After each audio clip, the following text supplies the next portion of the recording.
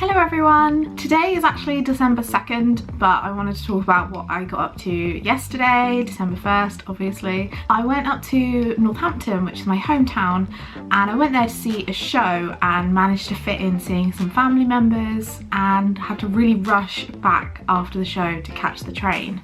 So I didn't really have that much time to actually talk to the camera whilst I was there, and I figured I would probably talk about the show afterwards anyway, so I may as well just do it all in one chunk. So here's what happened before the show.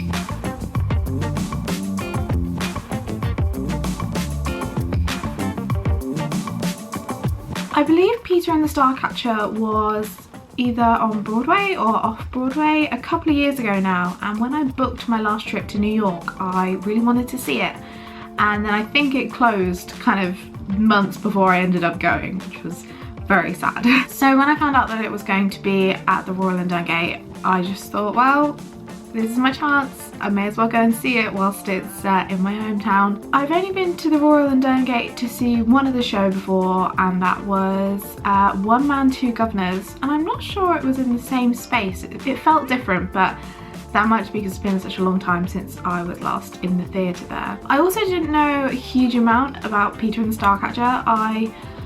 I kind of was just captivated by the marketing images, like the promotional stuff that they put out. I obviously guessed by the name that it was something to do with Peter Pan. I found out when I got to the theatre it was kind of like an alternative backstory slash prologue, is that the right word? Like a pre-story to the Peter Pan story that we famously know. It's quite interesting because I went to see a production of Peter Pan at the National a couple of weeks ago now, which there will be a vlog of coming up soon. Also last year I went to see Finding Neverland on Broadway, so it feels like there's a surprising amount of Peter Pan stuff that I have seen. Anyway, there were also a couple of names that I knew from the London theatre scene that were in this show, such as Evelyn Hoskins, who I was really intrigued to see in this show. Peter and the Starcatcher is kind of a mix. I'd say it's more of a play with music rather than, like, I wouldn't class it as a musical, there's not enough songs in it. But it's a really fascinating way of putting on a show. They kind of have bits where characters become the narrators, like at the start mostly to kind of introduce you to the show.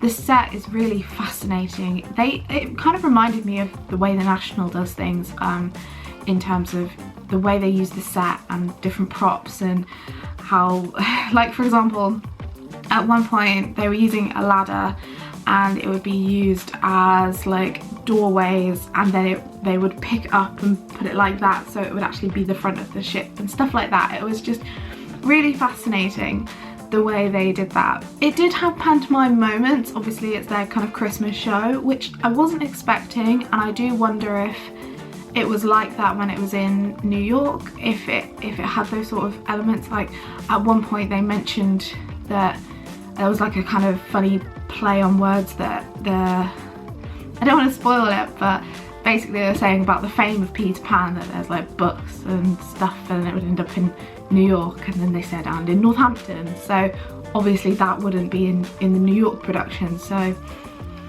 I don't know if they've sort of adapted it a little bit to be more child friendly maybe, well not more child friendly, but more kind of appropriate for a child pantomime audience. I honestly don't know.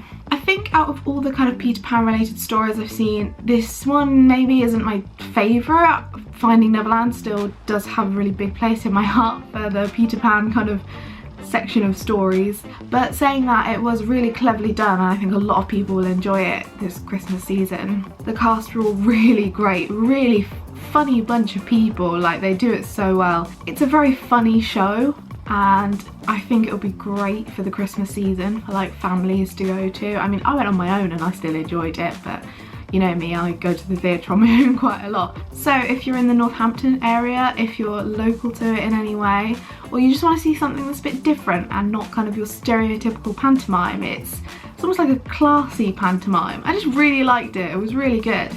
So yeah, it's funny, it'll make you laugh, it's got lots of like dramatic moments as well. It's a very interesting one to go and see. So I think that's at the Durham Gate until, I want to say early January, maybe the end of December, but I'll leave a link in the description. I hope you've enjoyed this video. Please do give it a thumbs up if you have, and subscribe to my channel if you want to see more of me. And as I'm doing Vlogmas, you'll see me very soon. Bye!